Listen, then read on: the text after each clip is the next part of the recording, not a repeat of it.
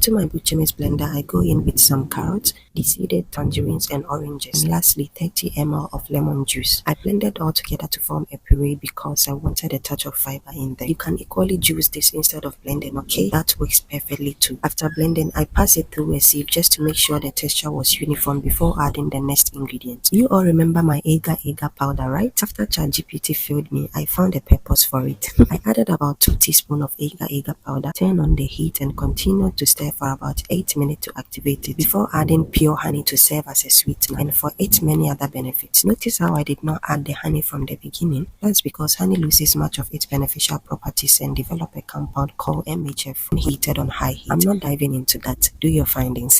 One thing I also want to mention is that working with agar is quite different from gelatin. Agar needs heat to activate and also dries out quickly after you turn off the heat. So when working with it, you need to be very fast. I transferred the heated puree into a squeeze bottle and began to dispense it into my gummy molds. At this point, if I were using gelatin, I would toss them in the fridge for about 15 minutes before they could set. But with agar, they had already formed even before I was done dispensing. This was literally about 5 minutes later and it was already done. You see how beautiful and firm they came out, right? That's exactly what you should aim for. And one important step most people miss is spreading the gummies on a cooling rack and leaving them on your counter overnight. This helps them become more chewy and firm. You will love it. Even your kids will. You can make this for your kids instead of all those unhealthy sweets you give them. These gummies are basically nutrient rich in no boosters that support skin health, vision and digestion. If you want more amazing gummy recipes like this, then let me know in the comments